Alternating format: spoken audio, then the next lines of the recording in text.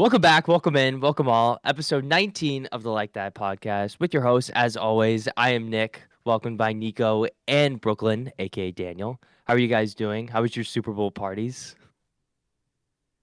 I wouldn't call it a party. That whole first half was like I was a snooze fest, man. I was more focused on trying to get along with my girlfriend's uncle's dog, who's a big pit bull, by the way, than anything that was happening on the on the field. But hey, that that was a game. I guess the last second half, very late second half, made it somewhat interesting. But I think it also went exactly as we thought for the most part. I thought it was okay though for me being the non-Pats fan here. Yeah, I was gonna say I was in a room of all Patriot fans, and vibes are high going into this game. Everyone's making food. We got good music going on. The Patriots made it back to the Super Bowl, and I don't I think a lot of people look back on this Super Bowl and they think, wow, it sucked. But you saw for a solid 2.5 quarters of both quarterbacks just like fighting for their lives. I thought it really was a good game up until there was some sloppy play from Drake with the turnovers there and leading to the Patriots' demise. So like wasn't the outcome that I wanted, but kind of like what Brooklyn said. I think we kind of, I don't want to say nailed this on the head because I did have some little had New England covering the spread at the very least, but it was kind of what I expected. Yeah, we kind of all touched upon everything that was going to happen, or at least kind of what we thought was going to happen going into the game, and most of it was right. Um, I was at my buddy's house celebrating his birthday, funny enough, for this game, and all he wanted was a Pats win. Didn't get that, but we had good food. But the vibes were still high despite the loss. But yeah, as a Pats fan, the game to watch itself was just pretty irritating on my end. I mean, everything that we kind of talked about with the offensive line was showing. And in that first half, I mean, both offenses couldn't really get even past like the 40. I mean, Seattle could get into field goal range, but it looked like it was kind of wide open until the second half. But to kind of touch upon that last week, Super Bowl wise, Brooklyn spread wise was the only one that hit. He had Seattle -4.5 covering. Nico and I, unfortunately, taking the L on that one. Prop wise, I went 3 for 3. Nico and Brooklyn, when you exclude their crazy props, went 1 for 2. However, if you did ride that like that lay, it did cash at +850. I know all three of Dude, us took it. I, But I it's had not texted my it's not friends. I only had that texted it my friends. I was cashed. like, they blame Josh Allen for his loss against Denver. What would they possibly say about Drake May if the Patriots don't even score? And then like literally 3 minutes later, Drake May just has like two miracle bombs to Mac Hollins. One for that like the that would cash your over in yards, and the other one for a fucking touchdown. And I'm like, what? Like, what the hell? Yep. And also, towards the end of the third quarter, I had placed a unit down on a no touchdown score because I was like, the way this game's going, I could literally see this game finishing like that. 2 plays later, AJ Barner with the touchdown, who I also said I think he'll score. But yeah, that that was Well, just funny watching that the late cash, and I was like, I'm losing money, but I'm making money at the same time. Well, the like that lay didn't cash because like it came down to Knicks +120 prop of Drake May two Right. plus passing touchdowns. With that pass to Ramondre, that almost incomplete. So like again, Hmm. I'm at that point in a room of all Patriot fans. The vibes are low. Like like everybody's mad. Like I was upset, but I'm not letting it affect my entire mood. But I'm not telling my friends everything like that what we play. Like a couple of them listen to the pod, of course. But when when Ramondre got that touchdown at the end of the game, which was almost hit the ground, mind you, that was a very bad throw by May there. But with a minute and a half For left, penny he had. the Super Bowl's already over. But internally, I was like, well, shit. I mean, the podcast got cash. That's kind of sick. uh, um, the, co- oh, I would. go ahead. I was just gonna You can say, finish your thought. because yeah, in this episode specifically, we're gonna be breaking down obviously the Super Bowl, but then also we have our report cards from the year, taking back, going through all the statistics from this NFL season of betting and such, and then kind of like recapping our year of betting. But the Super Bowl, I ended up kind of breaking even on it, but for the year, there's a lot of interesting stats that I'm excited that we're gonna break down in a little bit. Right. I was actually about to go into this. So kind of leading in with that fourth quarter touchdown pass from May. Here's some interesting facts from this past Super Bowl. Oh, also total playoff props record 14-5 For you. throughout the whole postseason for For me. you. Yeah, So I know damn well spread that you mean. wise, yeah, spread wise, I didn't have the best postseason, but prop wise, I was pretty good. I was pretty good. So I hope I cashed a few lays for some people. I did myself. But to kind of go into some interesting stats about this past Super Bowl, for Drake May to start, he had the most passing yards in a quarter in that fourth quarter, 235. He finished the game with 295 total. As a Pats fan, hate to say this, but probably some of the ugliest 235 passing yards you'll see in a quarter. It was really bad. I mean, it's kind of insane that he set that stat, but like it was just like junk plays. But um, kind of go into that also. The shoulder, that was definitely an issue, but they just weren't really touching upon that. Also comes out after that he got the shot before the game. He felt fine. Whatever. This is also the first Super Bowl that the favorite has covered in the last 3 years. The prior 3 years, the underdog has won outright. However, Seattle coming in -4.5. That was the first cover in the last 3 years. Jake Myers, 5 field goals in the Super Bowl, most all time. That's also 17 points scored for a kicker, which is most all time in a Super Bowl. Also pretty crazy. He He Sam beat the Darnold is Patriots on his own, dude. not yeah, only basically. that, but Jason Myers also, if you account for playoff points as well, set a record for most total points in an I NFL saw that. season. It was previous was LaDainian Tomlinson, right? Yeah. So, Yeah. you talk about like an That underrated, graphic. yeah, an underrated MVP of the Seattle team throughout the year was Myers. Yeah, I mean, talk about Ken Walker's game, but if Ken Walker doesn't have that game, we're seeing a kicker win the MVP. Like, Yeah. Also, funny stat, we were looking at I was looking at Ken Walker's stats because I wanted to find something, but I didn't really write this down. But also, he had nearly 300, 100 more carries this postseason after the Charbonnet injury than he did all regular season. And he had a season high total 27 in this game, or 26. So, The Pats also Pats O another line interesting or stat. the Pats O line and D Yeah, it was line ugly. was bad. It was You know, ugly. It the was the, the, ugly. They the couldn't block four guys. yeah. So, I mean, Will well, Will Campbell. Campbell was getting absolutely demolished. Like that was like I'm not again. yeah, This that is was not bad. And embarrassing. watching that, I was kind of like loving seeing May hit so many times, but at the same time, I was like, oh my god, that offensive line is literally see through. And then not just that, but the one game where you need everyone to show up, that defensive line is not existent. I mean, Milton Williams had a couple of plays, but like Ken Walker was able to get to the outside edge and just take off. And it was something we haven't seen the Patriots give up literally all postseason. That run defense has been pretty good, but Ken Walker was just able to exploit like every hole there. So, I don't. oh, did you see his Le'Veon Bell run, by the way? Which one? Yes. Like That it was like it was right when all he said game. that, I was like, oh, Le'Veon Bell. When it was like, there's one specific play, pocket opens, he stands there for like 2 seconds, literally 2 seconds, just standing there, and then just takes off. I was like, oh, Well, I think oh, it's beautiful. I don't think the Pats D line performed bad. Like, like they were pressuring Darnold nonstop throughout the game, and there was at least 3 or 4 times where whether it was Milton Williams or if it was like Tonga on the D line that they got to Darnold, and it's just one quick move by Darnold was able to get away from the pressure. But there was, like Darnold did a good job of avoiding sacks, and the same thing to Ken Walker. I mean, the a lot of those runs where he was, hesitant to start and then found the hole. There were a couple times that like he makes contact with a Pats defender behind the line of scrimmage, and he still turned it into 8 yards. It was Milton Williams finishes that game on PFF with a run defense rating of 33. it's Had not pretty. No. two missed tackles and didn't record a stop. But He had one overall, sack, And but then yeah, otherwise he didn't really have the a great game. Patriots best graded run defense or run defensive player was Craig Woodson, your safety. So that was kind of nuts. And then Next Gen Stats puts out that Will Campbell allowed 14 pressures, which is got to be a Super Bowl record. The Patriots are Yeah. also the first Super Bowl team to have 2 rookie offensive linemen start in the game. So, I said on the podcast last week that, I think New England really matched up well, but it's going to come down to how that O-line really can stop Seattle, and they didn't, So they, Nope. like, I'd say that the blame for this game, I throw 70% of it on the Pats O-line, but like 30% of it does go to Drake. There were some throws that, he just really didn't seem composed. It didn't seem he could really read the field until, middle of the third quarter. He missed some pretty common throws that he's made all year. And, it ended up being the difference maker. I mean, a big play that kind of screwed him was, you're talking about when they were on like the 2-yard line. He had Austin Hooper open for like a clear 25-yard gain. Like it was broken coverage and he just completely missed it. So Well, there were opportunities. I was eyeing my Hunter Henry receptions prop, and there was, I think the first or second target that he had to Henry, he just completely threw it behind his shoulder.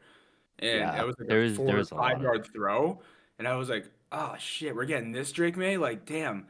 But overall, yeah, I don't think the pass game was, nearly stellar even by the Seahawks. Like there's really just all Ken Walker and Jason Myers' foot. But like we saw JSN was kind of non-existent for a majority of that game, if not like he kind of just almost seemed like a backup, not a backup piece, but he was limited. Like he couldn't do anything. So When Christian um Gonzalez, man. when did you guys Christian think Gonzalez. the game was over? Like when did you think Seattle has this? When they went up 9-0. When they went up over a touchdown, I was like, yeah, we're screwed. We couldn't get past the no, 50. The I offense looks the difference between in the first half, the difference between these two teams offensively, like Seattle was getting points on the board, but they also couldn't do anything. They just looked more comfortable Oh, on the 1,000%. field. Like it just and prior also they just had better prior play calling.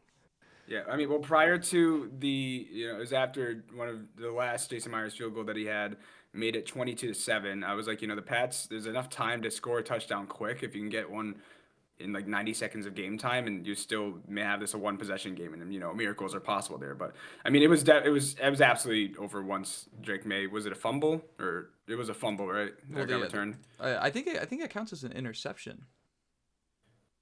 Yeah, it All was right. it was an Yeah, interception okay. because it It didn't hit the wasn't ground. either. Yeah, it was an interception.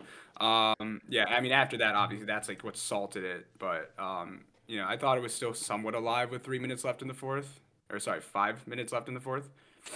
For Um, for me, it came down to the interception, the one that wasn't returned, because at that point, the The Kyle Patriots, Williams throw, the what? the one where he tried throwing at the Kyle Williams and he Yeah, just completely it was yeah, I just don't it was just I not tried to forget about that one. because at that point, the Patriots the previous drive put up points on the board and they were moving. They were moving like to get to that point. They were connecting a couple passes and then it just like it wasn't a good ball. I mean, there were three Seahawks there. Kyle Williams looks like he was running a post and Drake throws it like he was completely gonna underthrown. yeah, like he was sitting in the middle. And it It was wasn't a throw you funny. had to make at that point. Yeah, oh yeah. It wasn't like you were in desperate times. But if the Patriots continued that drive, and if they end with a field goal or a touchdown, they still. I think a touchdown would have kept it a one possession game, and you have 7 minutes on the clock with all your timeouts. That Yeah, that interception to Mike me Tirico. kind of thought that the game was over. So really quickly, the also big key difference, I thought the Patriots lost this game like heading in to halftime.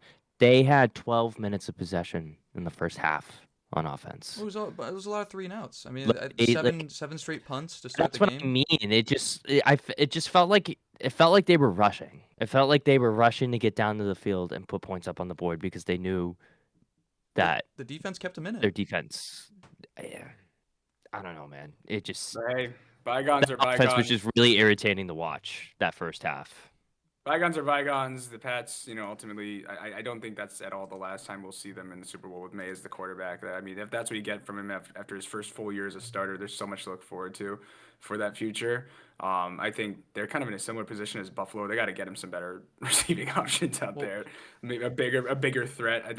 Stephon Diggs was completely invisible, I think, this entire postseason, except for that one touchdown against Houston. He was really disappointing.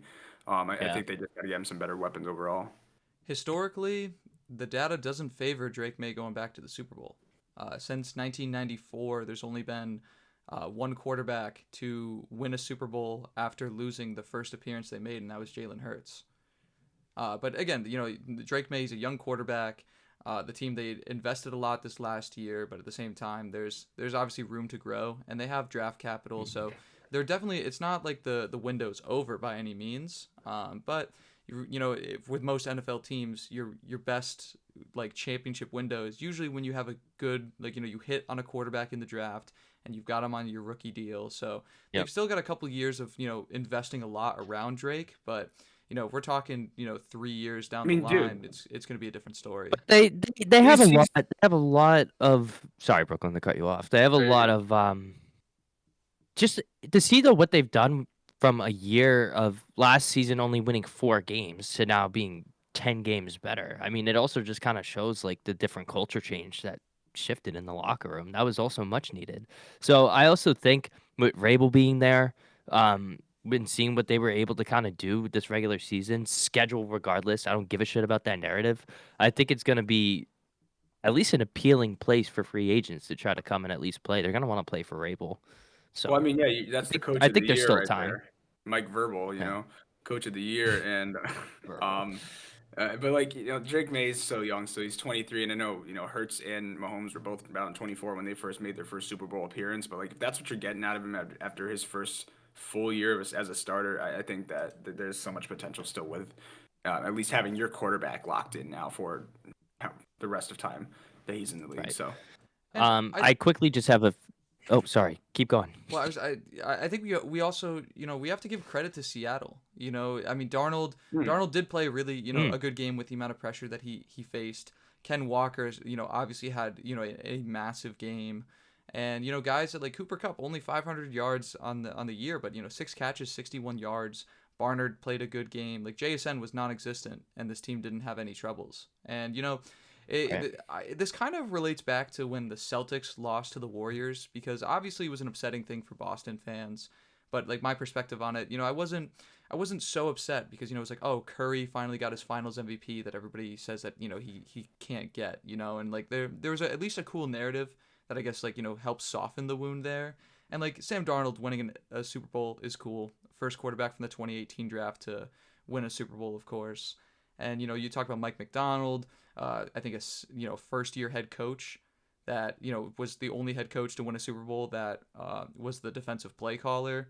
And so I Mhm. think narrative wise that Seattle, if there's a team to lose to, I'm kind of happy it was the Seahawks. No, I agree. I think the Patriots lost definitely to a better football team. I think Seattle was just better through and through. They have been all season. They showed it. And as a Pats fan, I'm not going to sit here and say it was bullshit. We played terrible. Seattle played so much better. They were better defensively. Darnold looked good offensively. The play calling was better.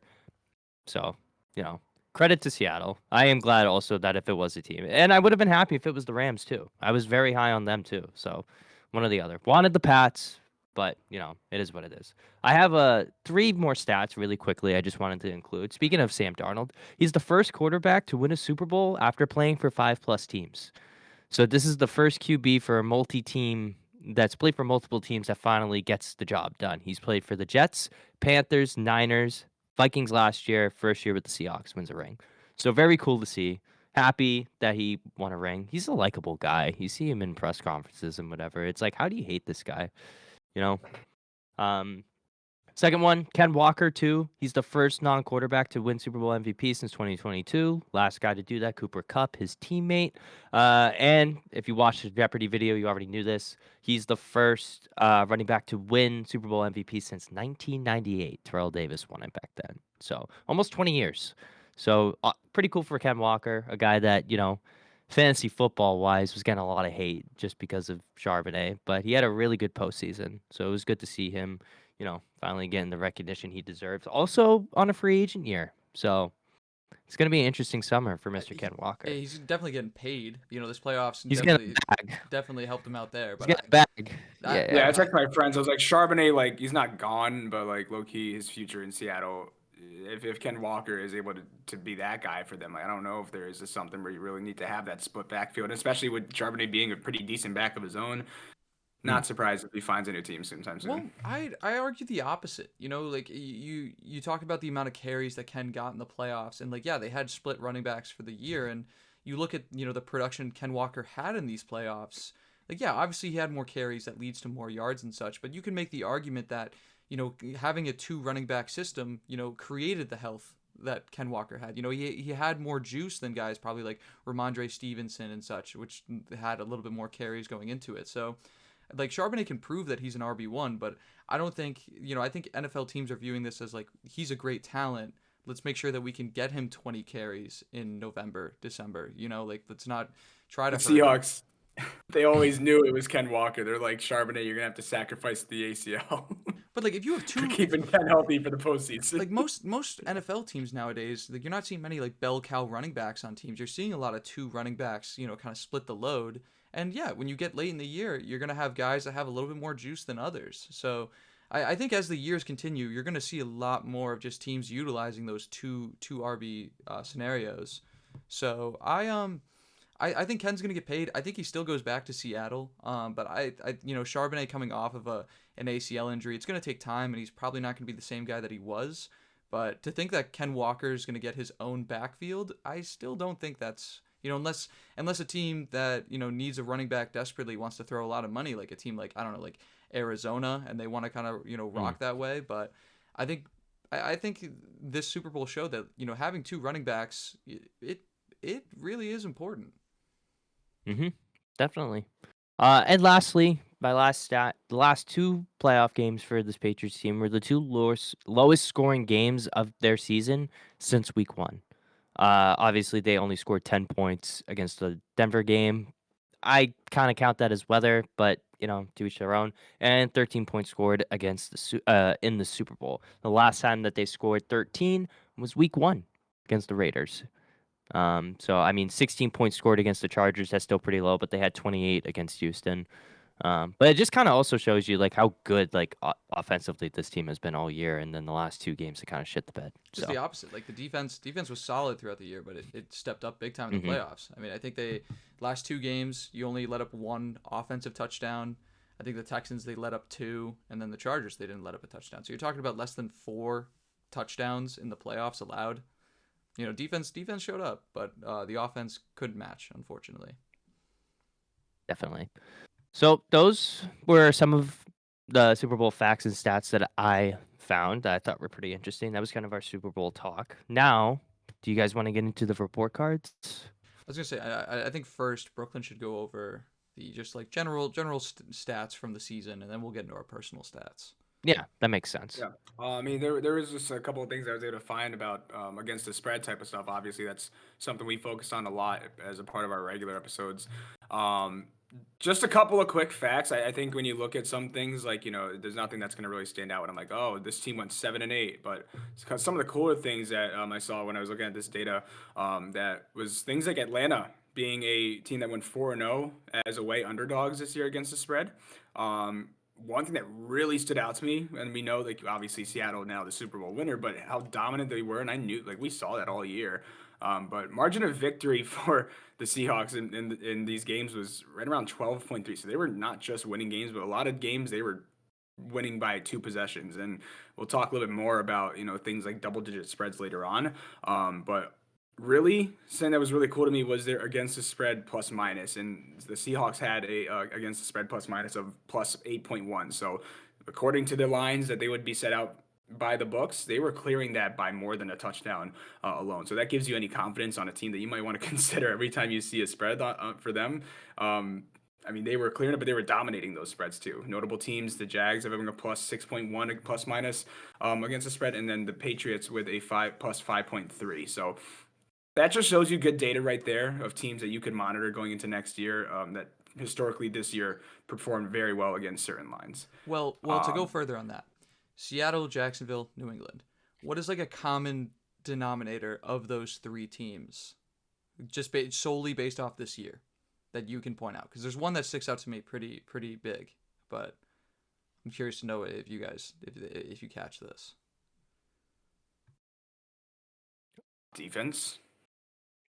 I was gonna say they're all like top 5 in scoring offensively. I think my answer on it is just preseason expectations. Patriots win total was like at 9.5. That's also true. Yeah, that's Jacksonville, Yeah. true. Jacksonville, Because a lot of these games they were coming in as dogs, and the line moved. because realistically, like the books have the best algorithms. They have all the data there, so it's like the best, like the teams that more often than not are going to be successful against the sports books are the teams that people don't expect to be good. Like I bet we have the top three here, but I think preseason, like week 10 or weeks 1 through 10, I think the Colts would probably be up there as well. So it's teams that have had surprising rises in one year. And I think that shows, you might have to ride those hot hands of like unexpected dark horse teams. Like I think I mentioned Jacksonville. I think we go back to like episode like 8 or something that I said like these could be my dark horse team in the AFC. But yeah, I think the sports books like they project off of recent success, but they still have to tie in like the historical data to it, and it shows that Sam Darnold led Seahawks. Trevor Lawrence, that for most of his career was seen as like kind of fighting bust allegations, and a Patriots team that just won four games the previous season. So it's like going into next year, I think that's a big thing to hold on to is, if there's a team that you think is on the rise, like, we like what the Titans have done with their coaching hirings, if they have a good draft and they have a good free agency, like maybe that's a team that, we monitor pretty early on in the year next year that could be profitable. Yeah.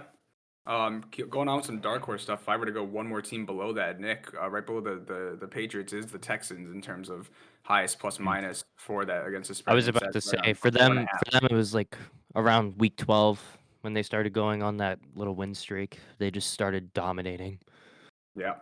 And then moving on down that list, team records against the spread after a loss. I mean, we saw Carolina emerge as just a random team that you're like, how the hell are they in the playoffs for one? But after a loss, the Panthers went 9-0 against the spread. And I don't know if that's something that people look too deep into other than, oh, the Panthers are winning some games, but like noticing that is something to keep an eye on. Maybe the Panthers had a one. Do you think the Panthers may have had like a not fluky because they weren't ultimately that great, but do you think they kind of way overperformed their expectation? I think they definitely overperformed. I don't think anybody expected them to take the division. Mm, Through a loss after they lost. Got to feel bad for right. Panthers fans in some ways because you made the playoffs, but like you didn't get to experience a win streak this season. It was just like, oh, we won this week. We know On it off, on it off, on it. we know what next week's gonna look like. Yeah. I mean, and then Tet winning Rookie of the Year, obviously, that gives them a lot more to look forward to. And then moving down the list there, Niners and New England 49ers, of course, we saw so much resiliency that they had to overcome this year in becoming the team that they were able to move to play against the Seahawks, and ultimately saw what happened there. But they went 5-0 after a loss throughout the season as well, and then New England right behind them 3-0 after a loss against the spread. Now, unless you guys have anything to touch upon there, I was just going to give the top 5 and then the worst 5 records against the spread. Alrighty. Top 5 teams with their best spread record. Seattle went 15-5. Obviously, a lot of dominance. That's nothing that's too shocking there. Was not actually able to find the teams, or I wasn't able to look for the teams that they did lose those spreads against. New England 13-7 in a push. Jags went 12-6. Chicago coming in 12-7. The Rams actually sinking below Chicago is something that on paper you're like, really? Because you saw so much dominance from them, but you also saw the Rams really start to fall off, I feel, towards the second half of the season. So they are right behind Chicago, but 12-8 against the spread. And then the worst 5 spread records are not teams that like you would. I don't know if these are teams you would expect to see down there. Well, maybe they are because they may have been favored a little too hard. They're a little too high. The Bucks were the technical worst against the spread team with a record of 5-12. Right behind them, the Kansas City Chiefs 16-10 and a push. Four Yeah, of we know those that directly well. in a row. We know that. Yeah. well. Four of those. We know the Bucks won well too. Yeah, literally, if you take those 4 games if they cover those, that's a completely different number we're looking at. But no, 4 of those in a row. Yeah, we know that very well. Arizona 6-11 and Baltimore right behind them 6-11 as well. And the Titans were not actually the worst team against the spread, 7-9-1. And notice how the Jets aren't there because that margin of loss that they were expected was more often right. Yeah. But I mean, the Titans one's different because half of their spreads were double digits. Right. Like they would be like it was almost like Jet like spreads, like 13 and a half, 14 and a I think the half. And Titans then were a team that were like very hard to put expectations around because you saw guys like DK just come out of nowhere, and Okongwu would have like random games too, and like overall like that team would just have spurts of like promise out of nowhere. The Jets were just consistently bad. Like that's true. Tony Pollard. Well, if you view these records again from a sportsbook perspective, both the top 5 and bottom 5 are pretty impactful because most sportsbooks, again, if you want to, in a perfect world for a sportsbook, every team would have a 500 record against the spread. You don't want to have a team that dominates so well because, like, yeah, theoretically, if you only bet the Seahawks all year, you're talking 10 units up, or at least 10 wins up. And then vice versa for the Bucks. If you're thinking the Bucks have just been playing bad and you don't think they can cover the spread, like, you're tailing their losses every time. It adds up. So like that's why like spreads are very difficult to pick. I mean, we had to pick 213 this year. And for a sports book, they want to get it as close to 50-50 as possible because that's where they're going to make their money. So I think they're important things to note because, like, yeah, especially like you look at like the Chiefs at the bottom, a team that's always been, projected to be so good. So like, yeah, depending on what those lines look like, you sway the public certain ways. But I am shocked to see the Bucks that low. It just shows that a lot of the Bucks, when they did win, they were close games. Well, yeah, I mean, you saw it, like, especially early on, like, Baker had to will that team to some comebacks late in the fourth quarter for a lot of those games. So that doesn't shock me. And of course, a bunch of injuries, like Mike Evans getting injured twice in the year. Bucky Irving was gone for a period of time. And overall, like that, I just don't ever think that team was able to get any rhythm. Really quick on the Jets, 5 games this year that they were plus 14, plus 13.5, plus 13.5, and then 2 at plus 13. 5 games where they projected to That's get their ass whooped. ugly. One game and only one game this year were they favorites by -1. Do you know who that was against? The Cowboys. It was. Because You know if what you the end Yeah, score 'cause was? Nico if you listened to the inaugural episode of the Like That podcast, you would have heard me put money on the Jets. Yep. You know what the end score of that game was? It was like They a lost by, 20-point like- loss. Yep. They were favored -1. They lost to the Cowboys 37-22. Their money line was -127. This Oh, is to be man. fair, the first 4 weeks of the year, the Jets offense actually wasn't performing that bad. It wasn't horrible. Yeah, they No. put up 30 points on the Steelers. Yeah. The first game, I was like, damn, the Jets might be okay, and it was a downward spiral from there. And yeah, the Jets are going to go bring in Malik Willis this year and do it the same thing over again. It's what's just Yeah, right. classic Jets fashion. But I do also have, like, I've been hyping it up the last like few weeks on the podcast that we were going to have like our report cards breaking down our individual performances this year. And I think a cool thing to note is I think all three of us excelled in one category pretty decently. You look at Brooklyn specifically on playoff spreads, going 12-2. That's an insane run. Props to you there. Yeah. That's a crazy high. And meanwhile with Nick in the I'm same trying to look back at the ones I got wrong. It was the Chargers and the Bills, against New England, and then yeah, how did I forget that? which is funny. we'll put the Chargers and the Bills in the back of your head. We'll get back to those two. But so yeah, you dominated off playoff spreads. Nick, once we really started diving into props, really exceeded there. I mean, 14-5 in the playoffs.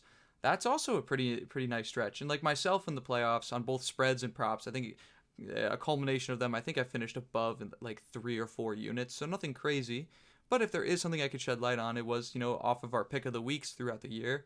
I was the one that had the best pick of the week record, by finishing up 3 units there. And if I didn't take the Chiefs, I think I'd be a millionaire. So all of us succeeding in some ways. Also want to shout out my friend Jordan, big stats guy that was helping me figure out where I could find all these cool numbers. It was really fun to look through. I can't lie. It was Yeah. you see some funny shit. I was but, in for the call last night. It was pretty funny. all of us this year took favorites at over a 60% margin. Brooklyn at the highest at 68%. Before I even get there, just talking about our final standings for the year, 213 games predicted. I was about to say my name. Myself and Brooklyn actually tied for the record of our total record of spread picks. I know Nick won the regular season. Brooklyn and I finished at 108 over 213. So just, you want to round up to 51%. And that's going to go up next year. That's 100% going to go up. This is a first. It's all. Push that number up to 50%. We all just want to round 50, up. 50 It's not points, 49. 50.7. We're at 51%. But no, it was our first year of all of us really analyzing every spread. And, you're not, like I said, we're not going to get everything 100% right. And Nick was close. Nick 105, 213. So a margin of 3 incorrect picks between the 3 of us. I think that's pretty interesting there. Also to shout out Nick, he might have had technically the worst percentage, but he had his best overall week. Had 11 correct picks, 11 for 15 one week. Pretty exciting there. And then That was an awesome day. going forward, we have our most selected teams, which I'm happy to say that my favorite team was not my most popular pick, but the same cannot be said for you both. Nick took the Patriots in 16 out of 18 games. Which I'm not much better. It's just wow. I didn't look back to see which ones you didn't take the Patriots on, but I definitely should have. Yeah, if you want to do that while I'm yapping, feel free. Meanwhile, Yeah. Brooklyn took the Bills in 13 out of 16 possible scenarios. And myself, I had the Rams at 13 out of 17 possible scenarios. If we look at our best performing picks, starting with myself here, my best team to bet on this year was the Bears. I took the Bears 11 times and I hit it at an 82% hit rate. I took Seattle 10 times, 80% hit rate, and I took the Niners 8 times and I hit at a 75% hit rate. For Brooklyn, the Bills fan that took the Bills 13 times, his best team to bet on was the Patriots. Took the Patriots 10 times, went 9 for 10 on the Patriots spread. Then it goes at Seattle at an 82% hit rate and the Rams at a 72% hit rate. So still pretty good stats across the board there. And then Nick had Seattle 12 times, hit 75% of the time, and then both Houston and Jacksonville tied, going 6 for 9 when selecting those teams.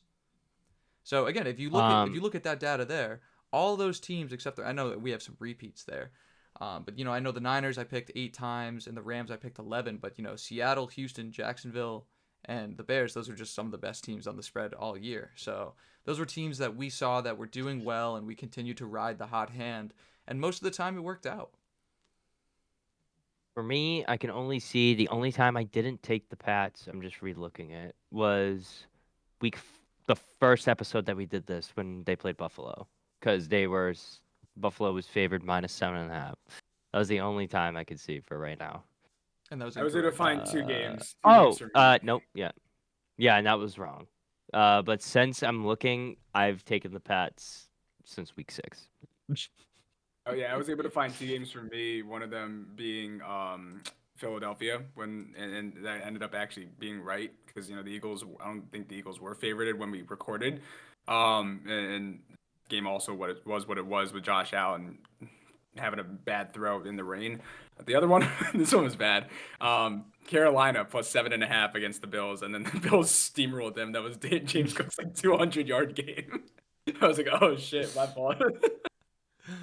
That's actually comedy. But with our best performing, those are those classes you did really well in. But what about the worst performing? It's ugly for all of us here. Minimum 6 games. Minimum, because my list would be too long. I did a minimum of 6 times picking a game because the technical trophy of this would be Brooklyn taking the Cardinals 4 times, going 0 for 4. But or same with me taking the Commanders. There was 4 times going 0 for 4 too. There's only one of us in this Discord call right now that picked the team 6 or more times and did not hit a single time, and that is Nick with the Green Bay Packers going 0 for 6.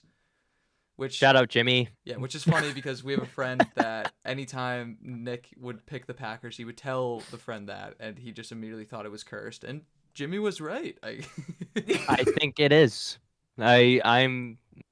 It's not like Brooklyn's Green Bay picks are any better.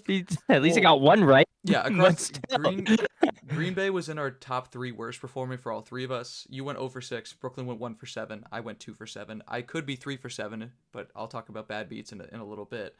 But Nick 0 for 6 on Green Bay. Detroit was on number 2, going 2 for 9 on Detroit. And then surprisingly enough, you picked the Falcons 8 times this year. That's crazy. And you went 2 for 8. Yeah. Then Brooklyn. Most of those, I think they were dogs too. Yeah, they had to have been most of the time. Had to have been. Brooklyn, worst pick was the Packers going 1 for 7. Detroit, Nick was 2 for 9 on Detroit. Brooklyn 2 for 10. Yeah, man. And then your beloved Chargers round out your bottom 3 of going 2 for 9. I got specific hate for 3 of those teams from literally individual games. Packers screwed me over the one time I needed Bo Nix to not play well, and they let him have the best game of his career so far.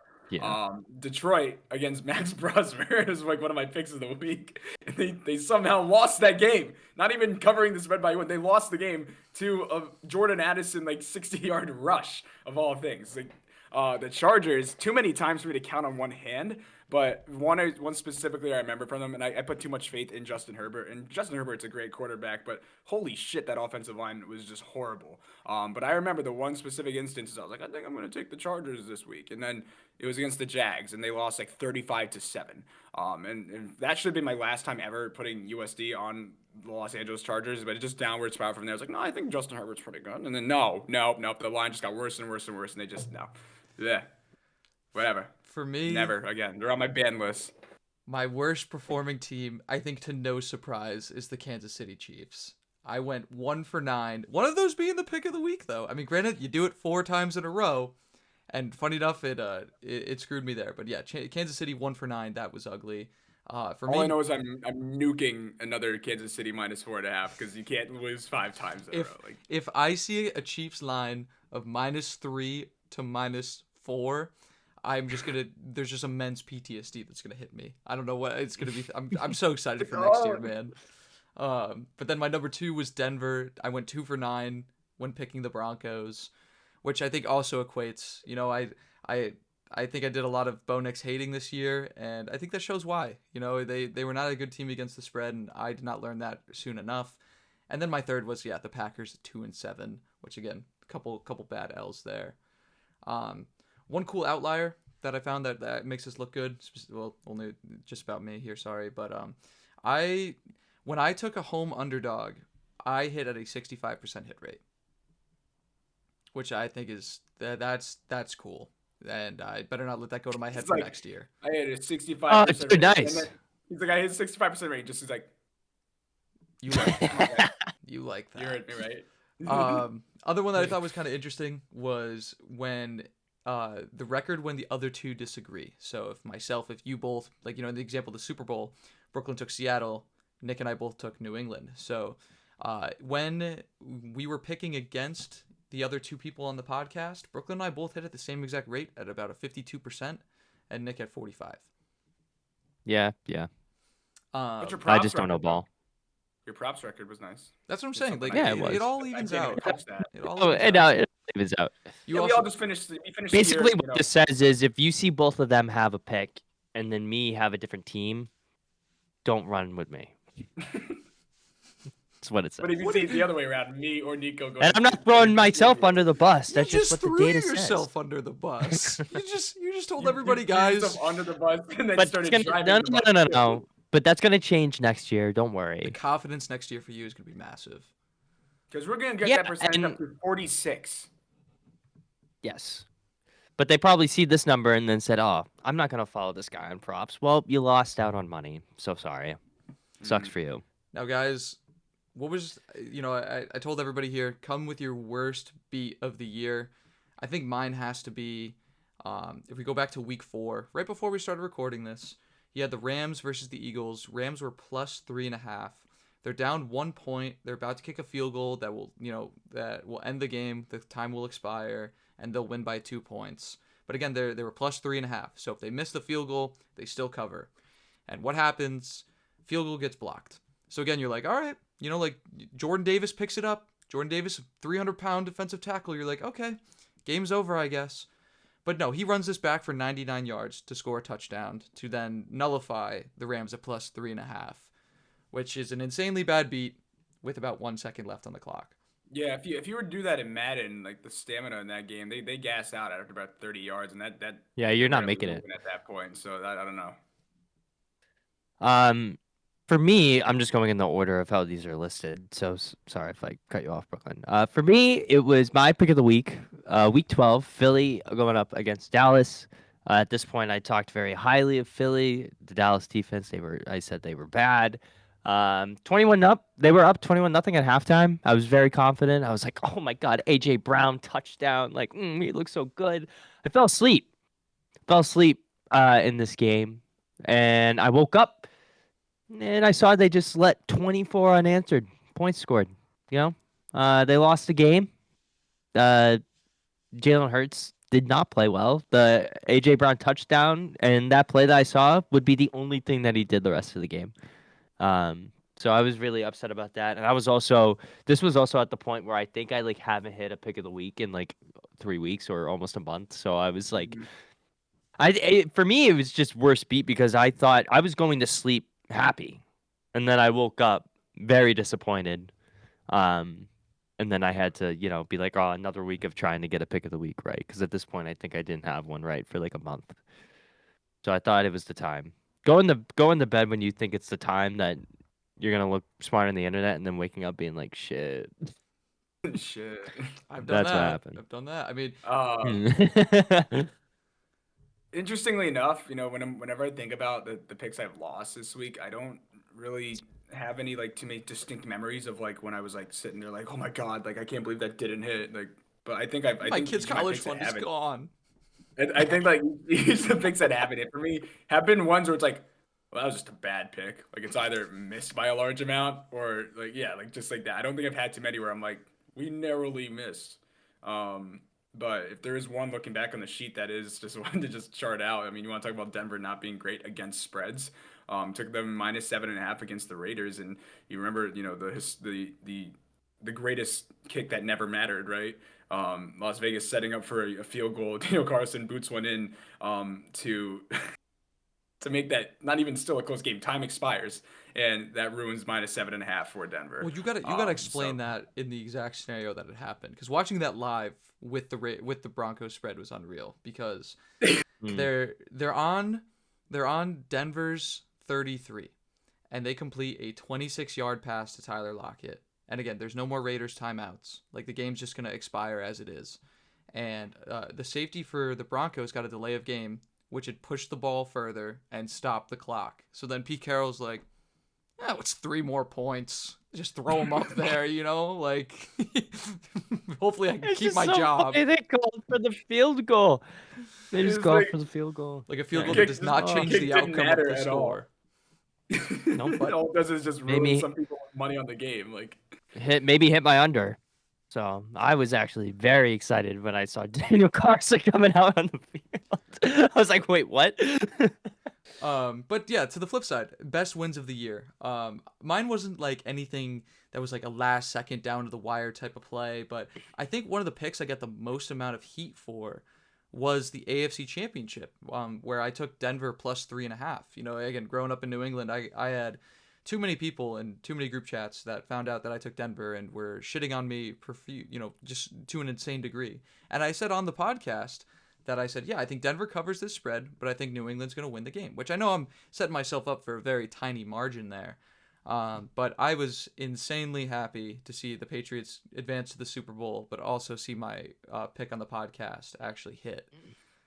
So yeah, I did I got my get back on a lot of my friends there, but that was probably my most rewarding win of the year.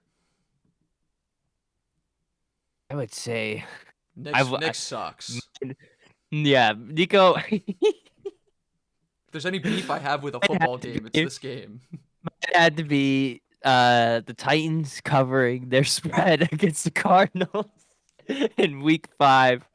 This was our first episode that we recorded, and I I was hated actually this talking pick to too. I Nico. hated the pick just as much. This was the game, if people remember, where Amari DiMercato had the 75-yard like almost touchdown and then dropped the ball and forced it as a touchback. And So the Titans scored off a Cam Ward yeah, interception. yeah, and the Which Titans. Oh yeah, yes, say that. because Just let me say that again. The the Titans, ball. the Titans scored off a Cam Ward interception. Looking back on this, if I go all the way back to week 5, sorry. Oh, and week 5 is just gone for me for some reason on the spreadsheet. Can't find it. Oh yeah, there it is. They were 7.5. They were 7.5 underdogs. So, they did win the game too, which is even better. I did not bet their money line. I didn't start betting Titans money line until like week 17, week 16. However, but I would say that's my best beat simply because it's a bet that probably shouldn't have won, but we're Not rolling with that. And it probably. also, but I also think I just love Um, teasing. It's been almost 4 months later, and Nico's still pissed off about it. So I think I it's think hilarious. that Just is. being in the call with Nico when that happened was just so funny because he was so angry. The Titans are And so like if there's an award for like game you had, like, I know there are some bullshit things that happen in the NFL, but if you have to talk about a game where a team had no business winning the game, it's the Titans. It's the I Titans that remember win. not being allowed to celebrate that win. And I think I was told I was not allowed. I'm pretty sure that game has been specifically mentioned on at least 5 episodes of this podcast. It has, because how can you not mention it every time? It's Can't so wait funny. for the rematch. But yeah, what about your best win, Brooklyn?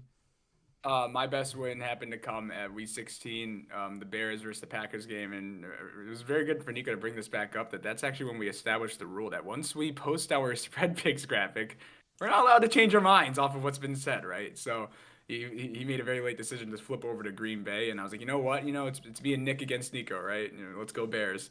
And that was a game that for a while, the spread was really thin, so I was expecting it's going to be a little sweaty. But I took their live money line late in the fourth when they were down, before they were even close to making it overtime, at like plus 150, and I put 2 units on it, and then I just saw. And I was at a bar too, and I was like, holy shit, like I'm watching the Bears start to mount a comeback here. First touchdown the touchdown that I saw that tied the game was also the crazy touchdown pick that I threw out to both of them, with Jade Walker catching one, and that cashed me a good little amount of money. And then later on in the game, I'm watching just this overtime, eyes glued onto the screen. DJ Moore with a 46-yard reception from Caleb Williams for a game winner against the Packers. That was just poetry in motion for the last, I would say 10 minutes of football that I watched there. And then that ended up being a nice little payday for me just from one game. So that's probably my favorite. See, like that was a nominee for my worst beat of the year. Because I remember like one, I wish the Walker touchdown pick you mentioned on the podcast, because like that was like what, plus 800. Yeah, like that's probably like the craziest odds that we hit. I mean, granted the lay last week was plus 850, but I switched to the Packers, and like, yeah, I got a respectable hate from you guys being like, you mentioned it on the pod, you're gonna switch off camera, and that established the rule of, once we're recording, that's your say. And I'm out with my friends, we're out at a bar, having a good time. I'm checking the scores, and I'm like, oh, Packers are up big. I'm like, this is great, man. Night out with my friends, having a good time. This beer, I didn't even have to pay for it. The Packers are. And then Jordan Love gets hurt and it all falls apart. But that was a brutal beat. But guys, yeah, another thing I wanted to say before we wrap up the episode is just, seeing this data, analyzing weeks 15 through the Super Bowl. What are some things you're going to take away from this NFL season of betting? Like, to start from me, I really do think there needs to be more thought placed on underdogs. We talk about how over 60% of the time we did pick the favorite to come out of that matchup, and especially me earlier in the year, I was picking a lot of favorites, which if you go from like weeks 1 through like 10, favorites were the most, like, your most profitable pick. But as you get later in the year, injuries play, some of these rookies start to get a little bit more acclimated. I think there does need to be a little bit more of a conversation on dogs, especially when at home. I still think home favor, or like having the home field advantage, does add a lot to it. But I think for me, I'm going to look back on this year and say that dogs need a little bit more respect, and double-digit spreads are not your friend. If you're a dog, it means you're betting on a team that like is, you mentioned the Jets having to take, starting a game and being like, I got a 14-point cushion is pretty nice. But then when you realize you're putting your life on the line for Brady Cook, it doesn't line up that way. So yeah, double-digit spreads. I mean, I think more than often than not, it is going to favor the dog. And so, like, I guess long story short for me is, these teams that we don't really look too much on, I think I should give them a little bit more respect. Like even the Titans at 7-9 kind of surprised me. And to that same point I made earlier in the year, like if a team that didn't have crazy big expectations but starts rolling pretty early on, those are teams that I'm probably gonna stick with. Like I think the only example this year that wouldn't have helped you would have been the Colts, but you would have profited for about half the season. But to that same point, though, at week 11, if you started sticking with the Texans, then same thing. You would have probably gained more profitable too, because then they just started going on this insane win streak as dogs. And then even when they were favored, they were still covering, because it would only be like 2.5, 3.5. The margin would be short. For me, it's kind of the same thing as what you were gonna say. Like, double-digit spreads suck. I hate, because those are the ones that we're gonna have to. Those are the ones that I know, but those are the ones for me. It was more of not overthinking the pick. Like at the end of the day, it's like we watch these games every week. We like most of the time we're all in a cord in Discord watching these talking. So we know these teams every week. Basically, we know what to expect. We know what we're gonna see. So for me, it's more going into next season, more so just paying attention to like what we see weekly, and also like a lot of the trends and fun facts that Brooklyn was mentioning earlier, like Carolina, like 9-0 against the spread. Like I wasn't really a big believer in those. I was like, yeah, it's just like that's kind of a relevant stat. But like 9-0 against the spread after a loss is not irrelevant. That's pretty crazy. And that's like if you were to notice that trend and you were to bet only on Carolina after a loss, you would have been up 9 units.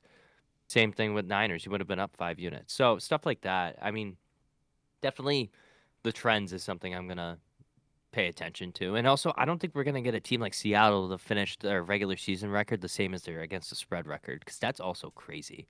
They finished 14-3 against the spread as well as the regular season. So that's what Yeah. kind of my takeaways.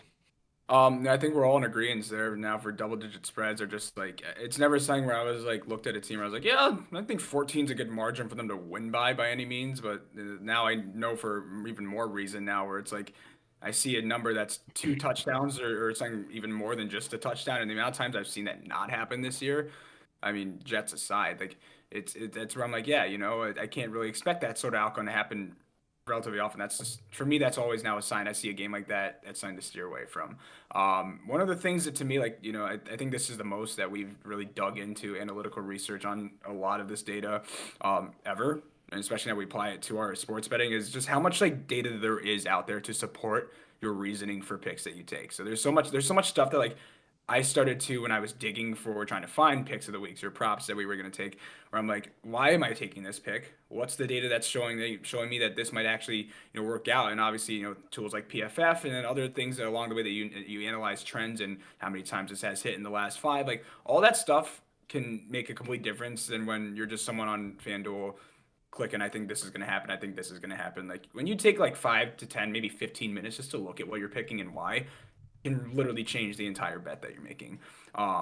Last one was it was kind of more on just like reading like the situation of which some games are. Like I was also going to touch upon the Panthers because you look at that division, like yeah, they were going on and off win and loss, but every game really mattered for Carolina to have a shot to like make that postseason. So, and I know that they really didn't deserve to be there, but you look at any division like that, like the NFC South was horrible, but 3 teams finished 8 and 9. So it just stuff like that. Like you got to be more aware of your situational, like the situational surroundings about a game, rather than just thinking, I think this is the better team or I think this is the better team. That plays hand in hand with dogs. Like you find a team that's an underdog and you're like, oh, I don't think they're gonna win, but maybe this game has serious implications for them.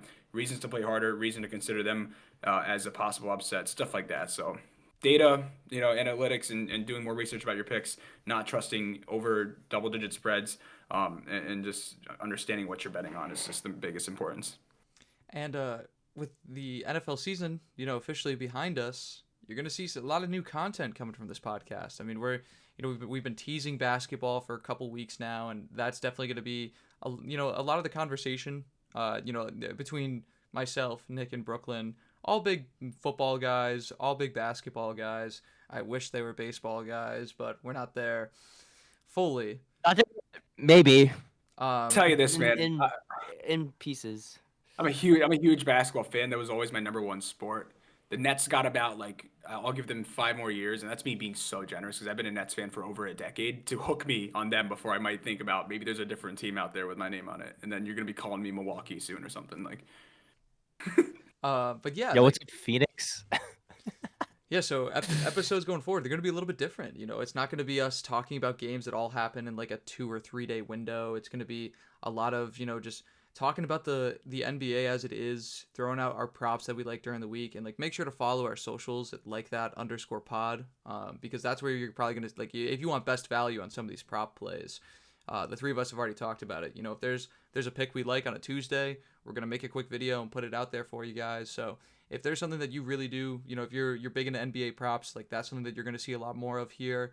But I think podcast wise, it's not gonna be us talking about spreads, for about 45 minutes to an hour. It's gonna be more talking about the league as it is, but football's not going away either. You know, where there's gonna be Mhm. free agency that we're gonna have to talk about. There's obviously gonna be the draft that's gonna be pretty big, and then by summertime, I don't crazy. We're talking February, and I'm already projecting into summer here. But you're gonna see some, you know, you're gonna I see mean, some it'll fantasy football come. talk. It'll.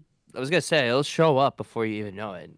Like I can't wait for the first like that fantasy football mock draft, the first like that NFL mock draft. There's gonna be a lot to talk about, but I would say from I think now going into the summer, it's probably gonna be more like 70-30 NBA. Probably might even Mm. be more in some weeks, just for what NFL news we see. So football's not going away by any means, but it's definitely gonna be put on the back burner for the next couple months. And we got to get everybody here up to speed on hoops of what we've seen. Definitely, definitely. Well, I had a great episode with you, gentlemen. Is there anything else you want to add in, Brooklyn? Anything you guys have? Well, I'm trying to figure out what Nico saying. We gotta do that now. Oh, what? Throw it over. We gotta get him up to speed, and then just went So you gonna silent. add in the hoops now? No, Yeah, no, no. he That's was like, gotta Yeah, get I him was up to gonna say. speed, and then went silent. And then Nick's like, well, it's been fun. we Yeah, got I we was got like, the I'm not. we got the All I'm Star not game doing this that. weekend. We'll come back next week, and we're gonna be, you know, the NBA is gonna be almost in playoff mode. So, I think it's a good like next week we'll probably start the episode like summarizing some of the bigger moments that we've seen at the beginning of the year, and yeah, gonna be breaking down the most important topics of next week and throwing you our best bets of the week. But I'm excited for I would hoops. love to hear. I would love to hear I'm on the next episode for you guys how much of All Star Weekend you actually watched. I can already tell you now it's gonna be none. I can't wait to see Damian Lillard in the 3-point contest with a torn Achilles for some reason. I Yeah, already placed my Bobby Portis champion bet, so that's insane. That I is don't know insane. about you. But yeah, send us home, Nick. I'll send us home. It was a pleasure. Thank you all for tuning in. Episode 19 of the Like That podcast. Make sure to follow us on socials, YouTube, TikTok, Instagram. See all of our stuff. I am Nick, joined by Nico and Brooklyn as always. Take care. Like that _pod.